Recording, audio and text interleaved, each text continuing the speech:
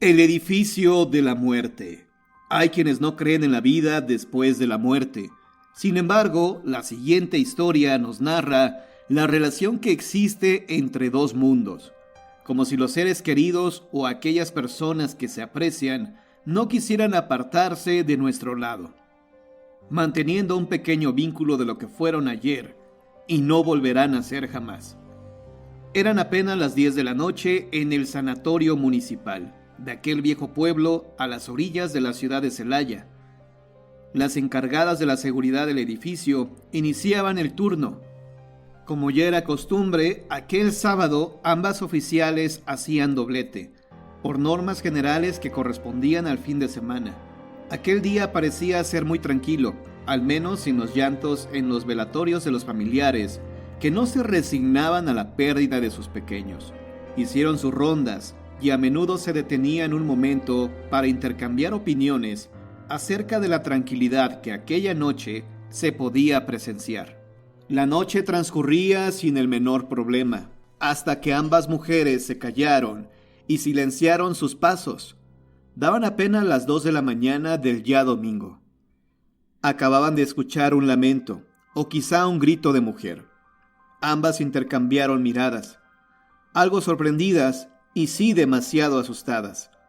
Al momento se preguntaban qué sería aquello, o si en verdad lo habían escuchado, pero finalmente ambas coincidieron en que el lamento se escuchaba aún como si rebotara en aquel edificio. Su segunda reacción fue salir a la calle creyendo que algo le había ocurrido a aquella mujer. Sin embargo, no había absolutamente nadie. Hicieron un registro exterior y volvieron al recinto. Justo ahí se dieron cuenta de que los lamentos provenían de la zona de restricción, justo en aquel cuarto debajo de las escaleras. En los más de 12 años de servicio, nunca les había ocurrido algo semejante, por lo que sin más, comenzaron a inquietarse, aunque de momento les tranquilizaba el pensar que se podía tratar de una broma. Sí, tal vez aquellos ruidos provenían de alguna cinta de horror que el policía había dejado olvidada. Y con eso de la tecnología, el aparato seguramente se encendió solo. Con esta firme idea, ambas registraron con atención el lugar, pero en vano. Nuevamente encontraron el lugar totalmente vacío.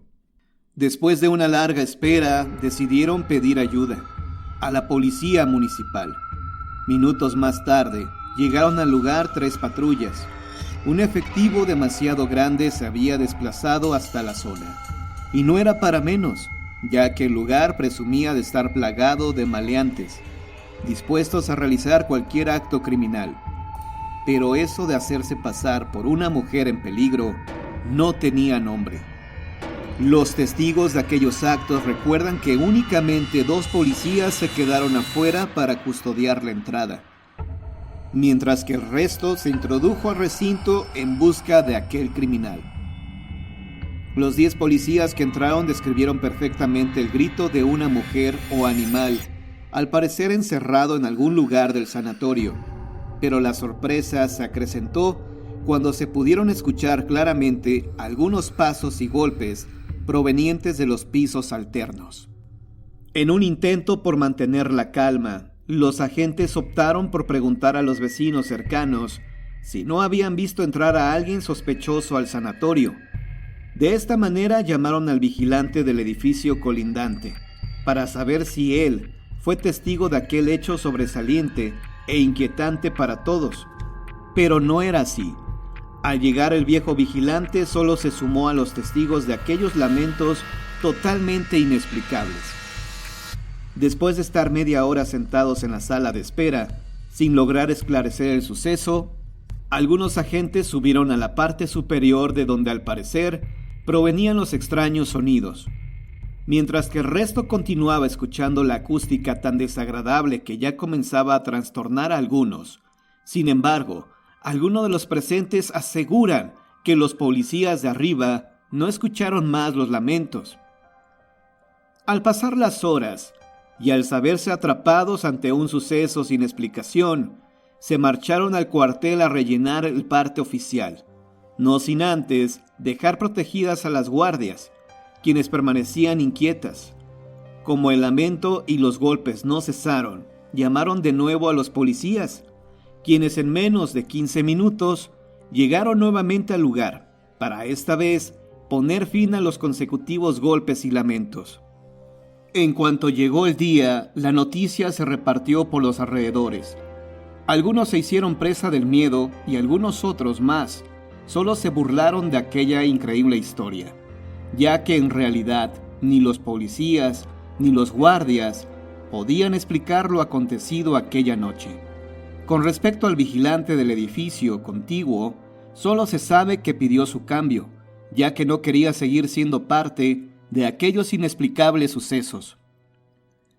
Con este panorama de incertidumbre y confusión, el jefe de policía mandó peinar la zona. Solo de esta manera pudieron descubrir que precisamente debajo del sanatorio pasaba una galería subterránea, la cual se encontraba totalmente tapiada, por lo que descartaron la posibilidad de que alguien pudiera haber entrado por aquel lugar. Al remover los escombros, solo encontraron restos de animales muertos. Pero los sucesos no pararon ahí. Al cabo de una semana, una enfermera se inquietó demasiado al escuchar que los miembros de una familia lloraban muy fuerte, inquietando a las madres que estaban a punto de dar a luz. Aunque a la hora de hacer un reporte, los vigilantes se pudieron percatar de que aquella misma noche, algunos pacientes se quejaron porque no le aplicaban somníferos a aquella mujer que se lamentaba con gran peculiaridad, situación que las volvió a inquietar, aunque esta vez habían corrido con la suerte de no escuchar nada. Aquella noticia se tornaba cada vez más alarmante, al grado de que la prensa local ya prestaba gran interés en descubrir el misterio de los lamentos, presentando en sus diarios reportajes asombrosos sobre madres que se habían hospitalizado en el sanatorio y aseguraban haber escuchado hablar a niños, para después escuchar llorar a una mujer. Sin embargo, al cabo de un mes, cuando parecía que la prensa le daba más importancia al cambio de gobierno, un nuevo suceso marcaría el destino de aquel siniestro lugar. Llegaron hasta el sanatorio un grupo de especialistas, quienes presumían de encontrar la ráfaga de viento que seguramente se colaba de entre las viejas paredes produciendo aquellos ruidos. Mientras lo hacían, buscaban resquicios interiores capaces de producir los sonidos que tanto inquietaban a los lugareños, al grado de que cada día bajaba el número de consultas y partos. Al cabo de unas horas, solo encontraron algunas grietas en las piedras del doble muro de la segunda sala, los cuales al parecer eran naturales, aunque sin motivo para realizar dicha acústica. El segundo lugar a inspeccionar era aquel viejo cuarto donde al parecer se iniciaron los lamentos aquella noche. Revisaron todo el edificio y ningún lugar específico producía acústica que semejara el llanto de una mujer.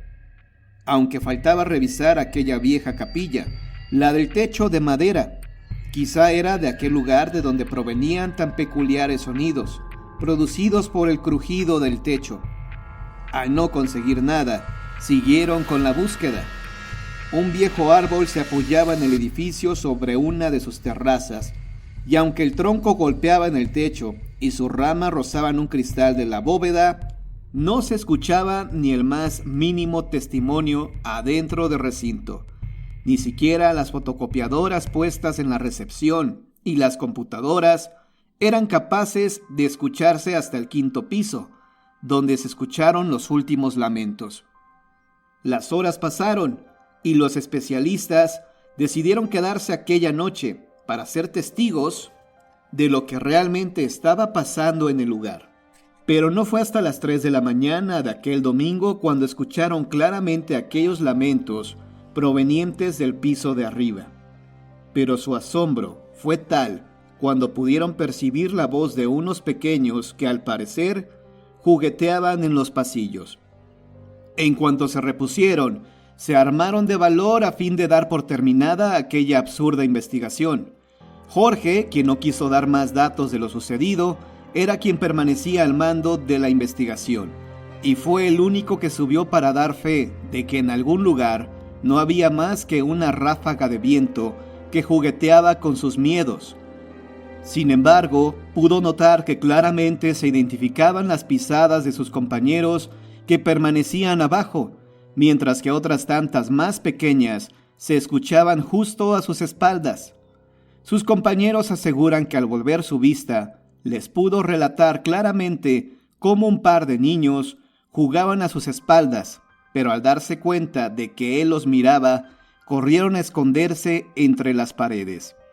Y aunque la verdadera noticia nunca salió a la luz, porque Jorge se encargó de notificar que solo se trataba de una ranura por donde se introducía un fuerte viento, el cual producía todos aquellos sonidos, lo cierto es que el hombre de 35 años de edad tuvo que permanecer por año y medio en sesiones psicológicas que no le han ayudado a recobrar la paz interior.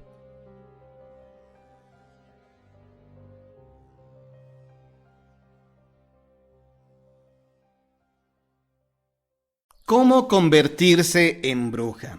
Una anciana cuenta la manera en que logró convertirse en bruja y cómo adquirió los poderes con que cuentan estos seres. Nos centraremos en las brujas de Chiapas. Se dice que la mujer interesada en convertirse en bruja debe pactar con los dueños de las cuevas a donde deberá llevar una gallina viva de color negro. La mujer debe de ir sola a la cueva y una vez ahí, decapitará al animal de un golpe y enterrará su cabeza a una profundidad de 40 o 50 centímetros. Deberá tener mucho cuidado de que la cabeza quede bien cubierta, pues si alguien la llega a sacar con toda seguridad, la bruja perderá todo su poder. Esta actividad se debe realizar los miércoles por la mañana, o bien por la tarde. Continuando con el rito, la mujer aspirante a bruja deberá hincarse y pronunciar la siguiente oración. Señor dueño de las cuevas, concédeme la dicha de poder hacer el mal a los que me envidian o a los que son mis enemigos. Esta oración debe repetirse varias veces. La mujer, ahora bruja, confirmará que le ha sido conferido el poder cuando vea que es capaz de desprender su cabeza del resto de su cuerpo para poder ir a causar el mal a sus enemigos. Este mal casi siempre consiste en la muerte. Luego del conjuro, la mujer vuelve a su vida cotidiana, es decir, continúa viviendo como una persona normal, incluso ante su familia, a tal grado que nadie nota sus actos de brujería. Cuando la mujer quiera hacer el mal, deberá esperar a que llegue una noche en que la luna esté oculta durante varias horas.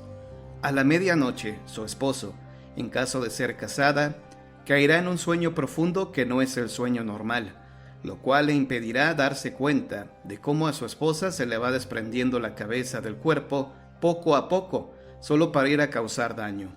Una vez que la cabeza se separa del cuerpo, va rodando a casa de la persona a quien la mujer quiere causar el mal. Busca un hueco por donde entrar y se dirige al lugar en donde haya fuego y cenizas para empezar a cenarse el carbón que haya.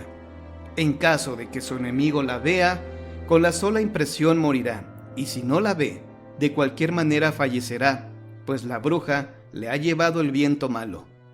Sin embargo, la bruja no es inmortal y algo que le causaría un daño fatal es que se le enredara el cabello, que las indígenas suelen llevar largo, entre las ramas o las espinas, pues tratar de zafarse le llevaría tanto tiempo que el sol comenzaría a salir y ella no soportaría la luz del día. A veces los esposos o familiares de las brujas empiezan a sospechar cuando ven en las mañanas que las mujeres tienen entre sus dientes restos de carbón. Cuando ellos sospechan esto, corren a pedir consejo a los hombres más sabios del pueblo o a los curanderos para que les digan cómo acabar con la bruja. Como es de esperarse, los brujos siempre tienen el remedio contra estos seres maléficos.